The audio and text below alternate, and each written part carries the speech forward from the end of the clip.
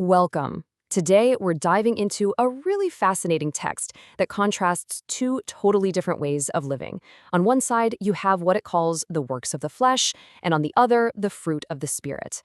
And it all boils down to a pretty deep question about what our actions really say about what we believe.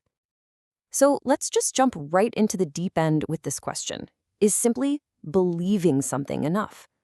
Can you just have this private conviction deep down and have it mean anything if it never shows up on the outside? That's the core problem we're going to tackle. And boom, the text hits us with a pretty direct answer. The whole idea here is that real, genuine faith isn't something that can stay hidden. It inevitably shows itself. It produces evidence, and that evidence is what the text calls fruit. This one concept is pretty much the foundation for everything else we're about to explore. So that brings us to our first section, this whole question of proof. If faith is supposed to be this internal thing, why is there so much focus on the outside stuff, the visible signs? Let's dig into the logic behind that. The reasoning in the source material is actually pretty interesting. It suggests that because divine judgment is described as this public event, there has to be public evidence to go along with it.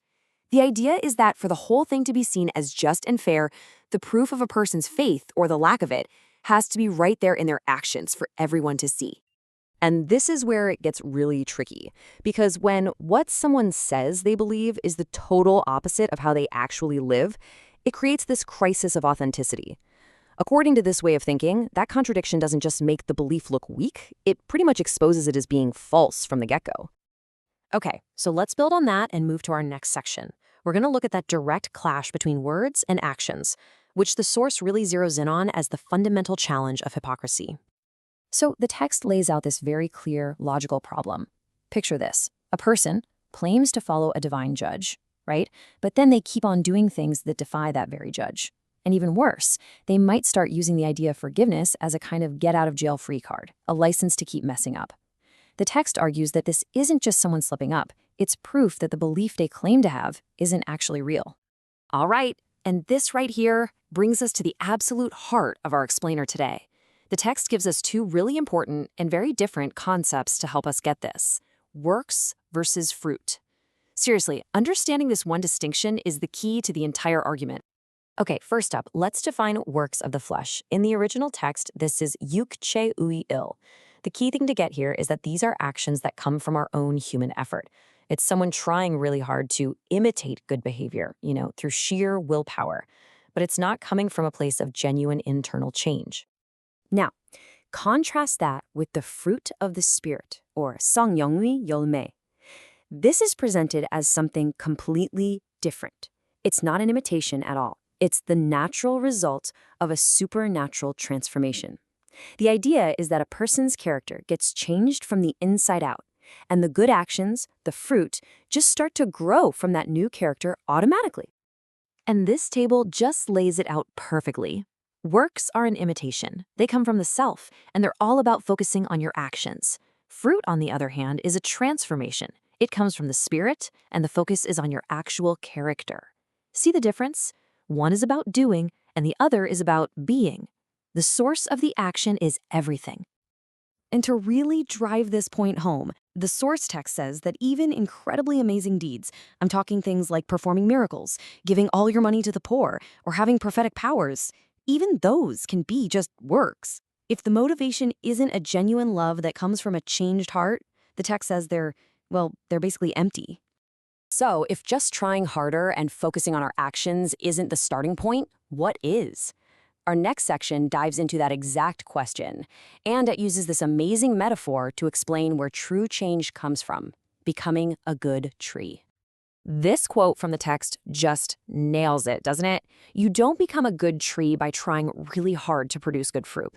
It's a complete opposite. First, you become a healthy, good tree, and then producing good fruit is just the natural, effortless result.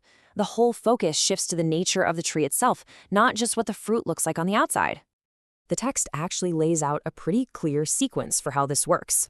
It starts with an act of surrender. That surrender leads to this deep internal transformation of your character. That's you becoming the good tree.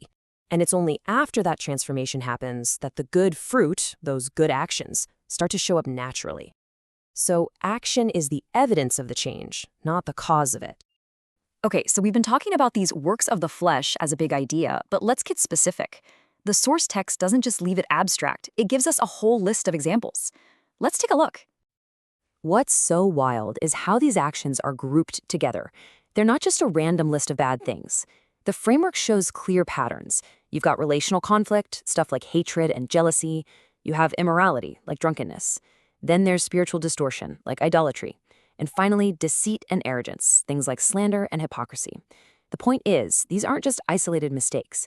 They're presented as the consistent, predictable result of an untransformed character. They're the bad fruit that naturally comes from a bad tree. So, as we wrap things up here, let's bring it back to that central argument one last time. The whole point of this text is to get us to shift our focus. It argues that doing good things isn't the ultimate goal we should be chasing. Instead, those good actions are the unavoidable evidence of what's going on inside. They're just the proof of what kind of tree you are. And that leaves us with a pretty challenging question to think about, doesn't it? If our actions are the fruit and our character is the tree, then what does the fruit of our own lives, our consistent patterns of behavior, really say about the root of our beliefs?